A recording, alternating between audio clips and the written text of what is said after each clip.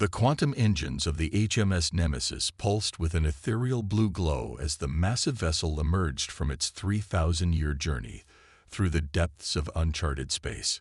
Captain Sarah Chen stood at the command center, her biotechnically enhanced eyes scanning the holographic displays surrounding her. The culmination of humanity's greatest endeavor was about to begin. "Final diagnostic complete, Captain," announced Dr. Alexandra Torres, her chief science officer. "All stasis pods report successful preservation of our 10 million colonists. The evolution protocol continued its work during our journey. They're ready." Sarah nodded, her movements deliberate and controlled. The memory engrams passed down through generations in stasis flickered through her consciousness. Earth's final days, the Corthan warships descending from orbit, their energy weapons reducing humanity's cradle to ash. Their proclamation still echoed through time. "Humanity is too dangerous to exist." "Ironic," she whispered. "They made us exactly what they feared." The bridge crew worked with practiced precision, their enhanced minds interfacing directly with the ship's systems. Humanity hadn't spent 3 millennia in stasis sleeping. They had been evolving, adapting, preparing. Each generation was born, lived, and trained in virtual environments, their bodies and minds carefully enhanced, while the evolution protocol refined their genetics. "Multiple contacts detected at the edge of the Corthan home system," reported Commander James Wells, his tactical interface glowing beneath his skin. "Their technology, it's practically unchanged." They'd grown complacent. Sarah allowed herself a small smile. The Corthans had believed themselves invincible after destroying Earth, never imagining that a handful of colony ships had escaped, carrying within them the seeds of their own destruction. While the Corthan Empire had stagnated in their perceived superiority, humanity had transformed itself into something entirely new. "Begin Phase 1. Sarah commanded. "Deploy the quantum mirrors." Across the vast expanse of space, dozens of specialized vessels detached from the Nemesis, their hulls composed of materials that didn't exist when Earth fell.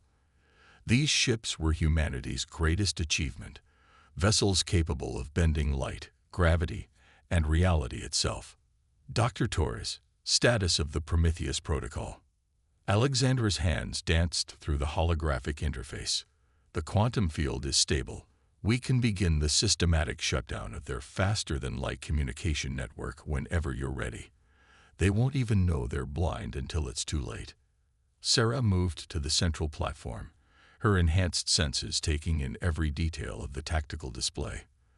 The Corthan home system sprawled before her, dozens of worlds, hundreds of space stations, millions of vessels, an empire built on the bones of countless species they deemed too dangerous to exist.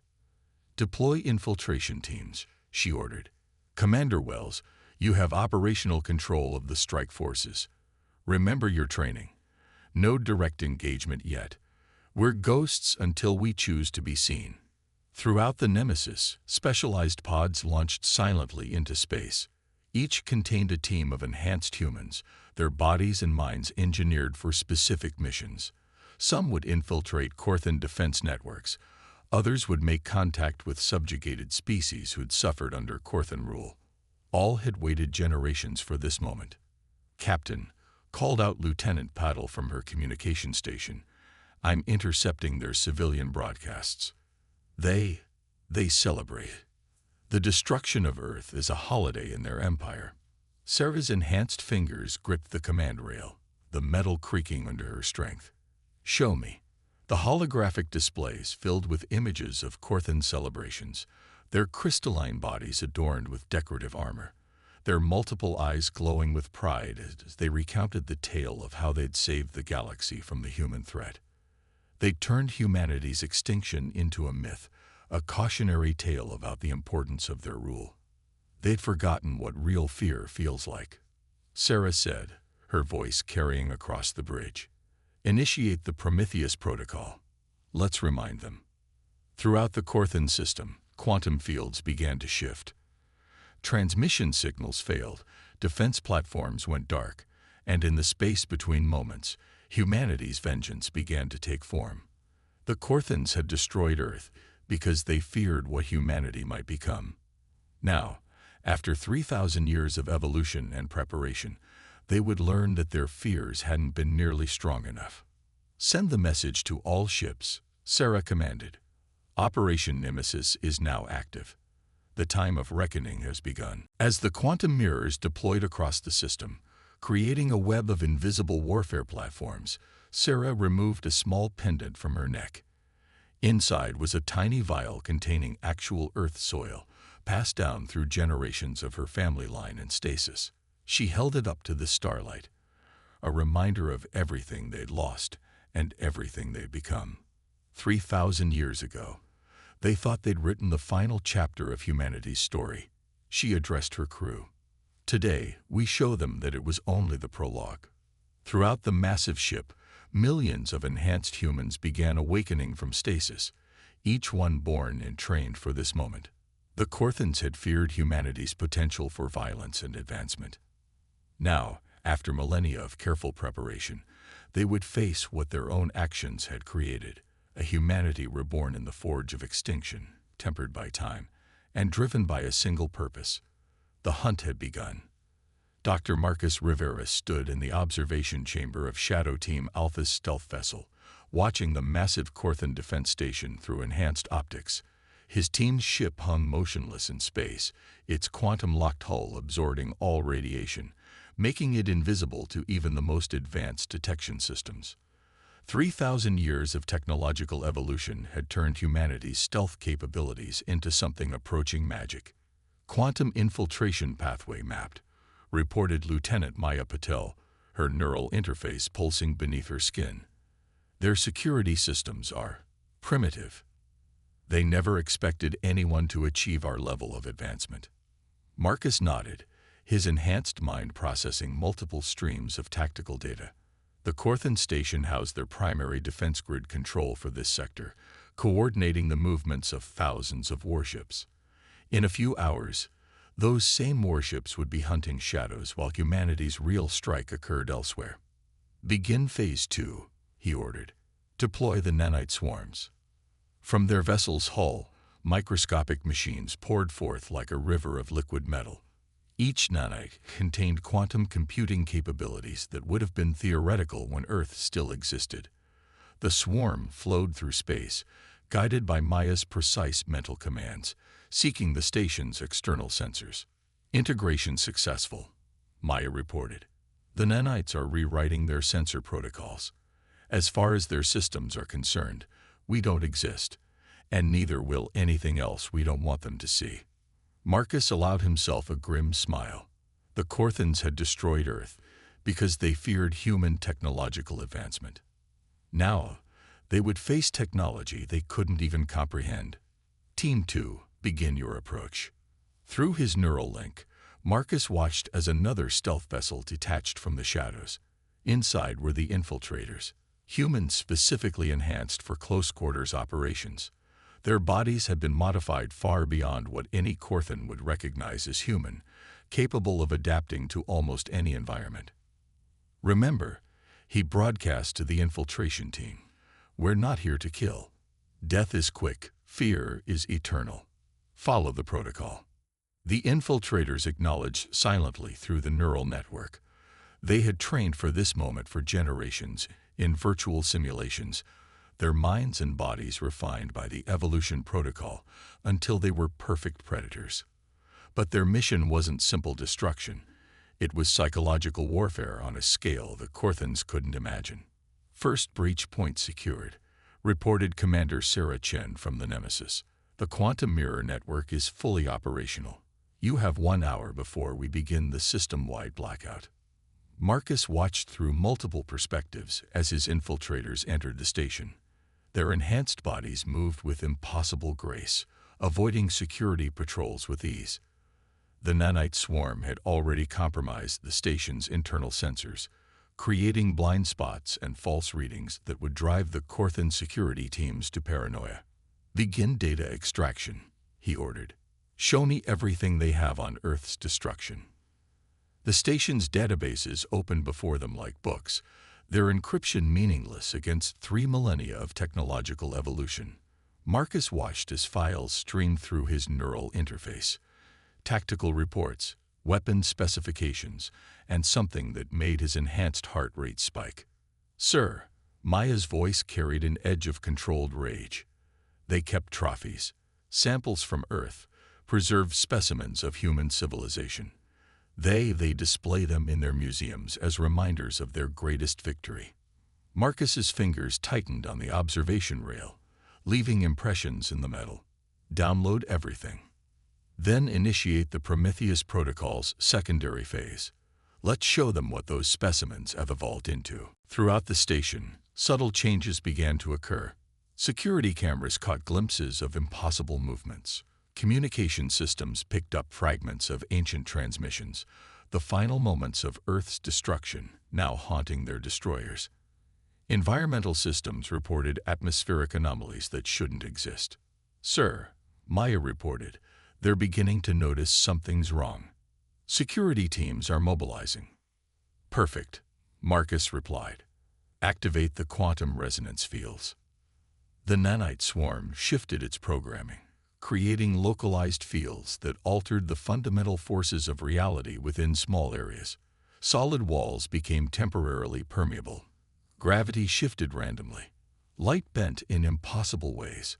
The Corthan security teams found themselves facing an enemy that seemed to ignore the basic laws of physics. "Multiple distress calls detected," Maya announced. "They're requesting reinforcements from the sector fleet."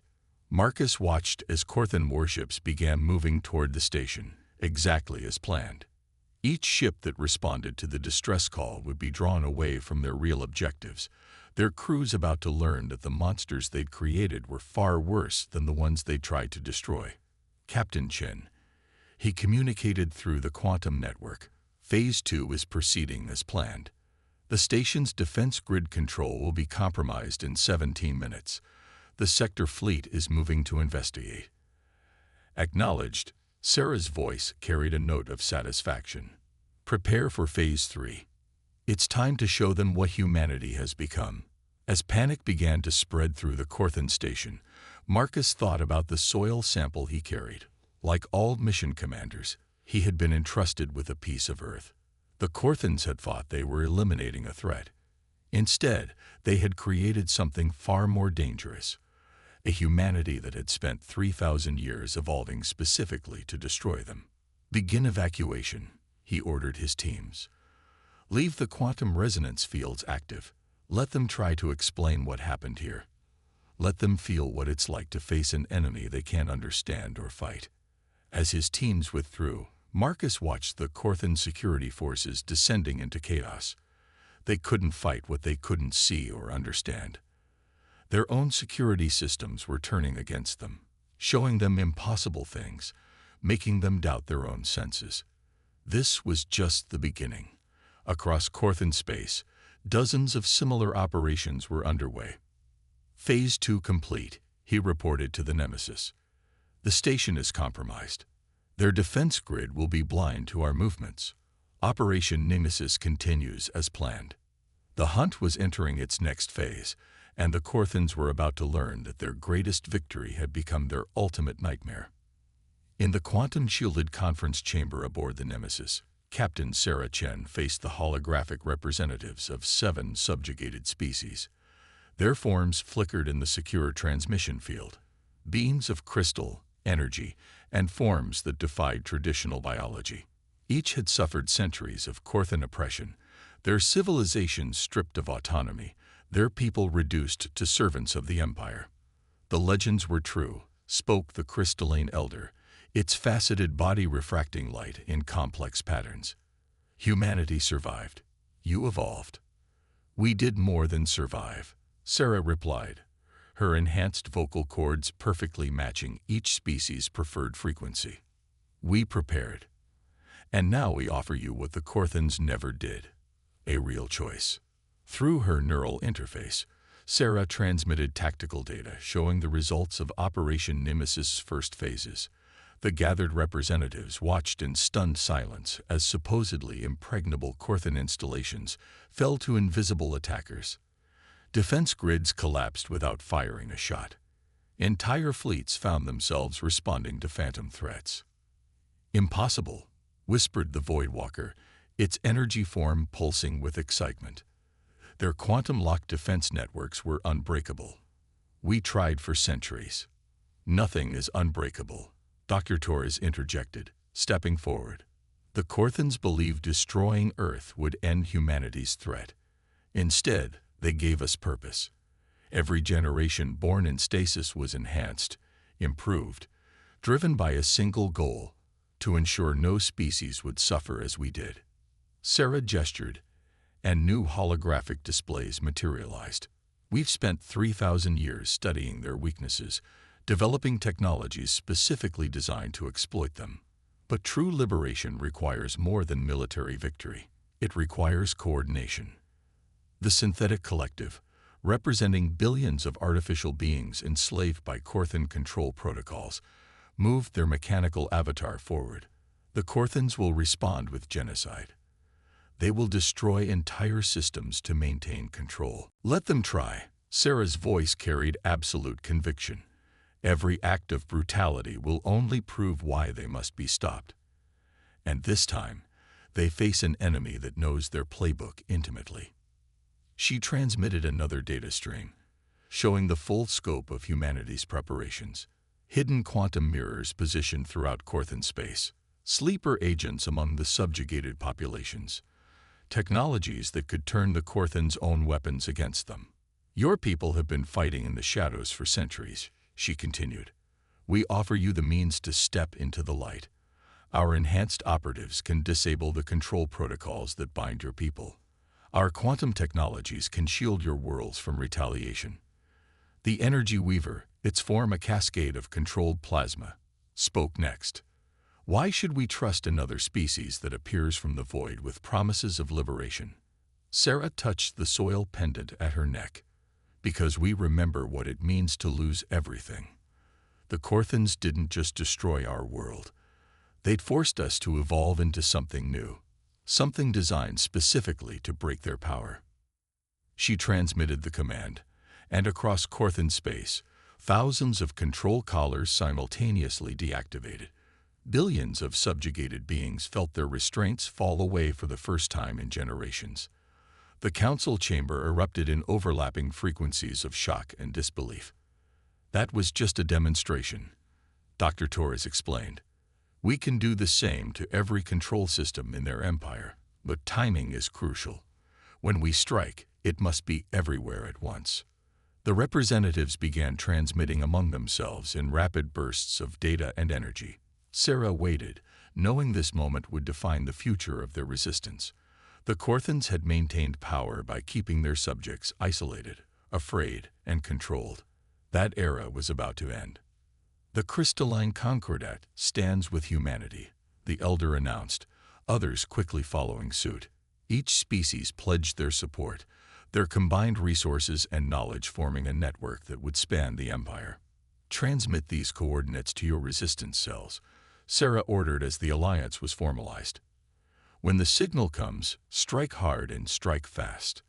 The Corthans are about to learn what real resistance looks like." Through her neural link, she contacted the Nemesis's command center. "Commander Wells, initiate Phase 4. Our allies are in position." Across Corthan space, hidden quantum mirrors began to pulse with energy. The next phase of Operation Nemesis was beginning. Not just humanity's revenge, but the liberation of every species the Corthans had ever oppressed.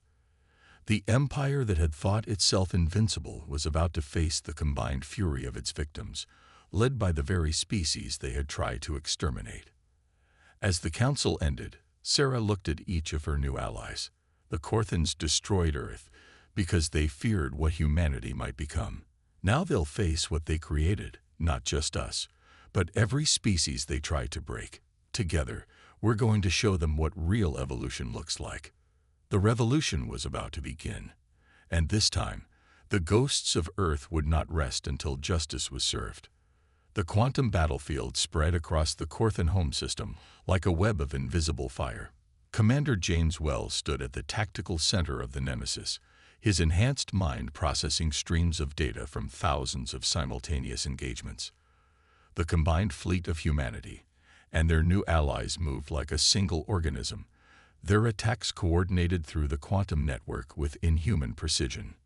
Multiple Korthan battle groups attempting to form a defensive line at the system's edge, reported Lieutenant Maya Patel, her neural interfaces streaming tactical data. They're deploying their legendary Extinction-class dreadnoughts. James allowed himself a grim smile. The same class of ships they used to destroy Earth. Show them what 3,000 years of evolution looks like. Deploy the Prometheus weapons. Across the battlefield, specialized vessels emerged from quantum mirrors, their hulls housing technology that defied conventional physics.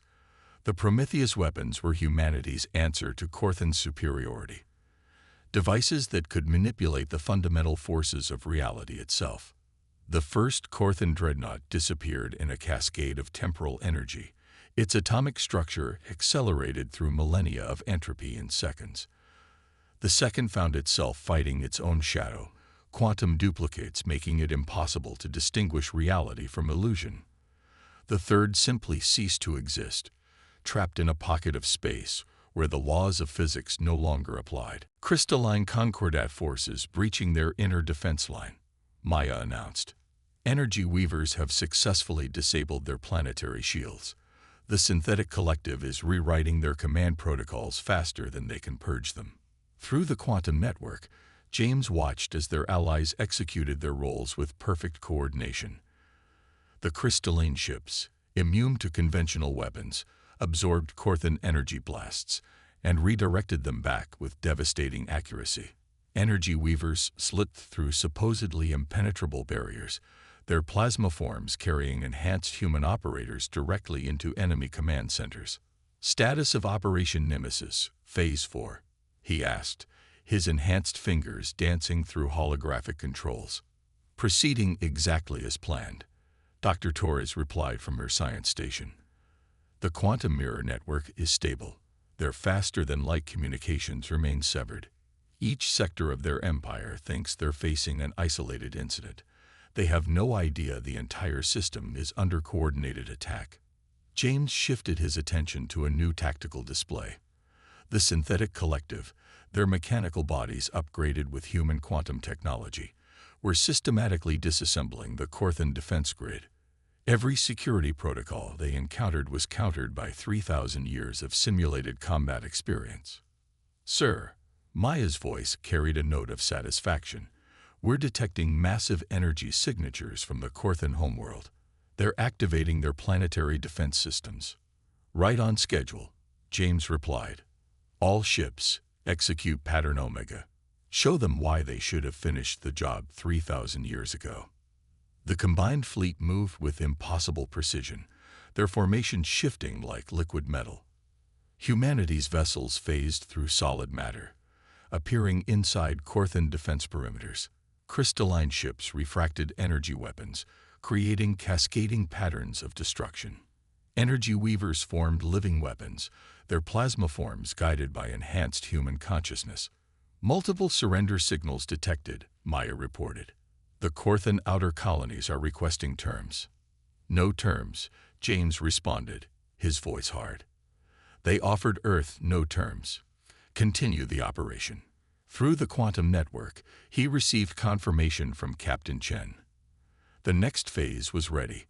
Throughout Korthan space, hidden quantum mirrors activated, revealing hundreds of additional human vessels. Each ship carried specialized weapons designed for a single purpose, to dismantle an empire that had grown fat and complacent in its perceived invincibility.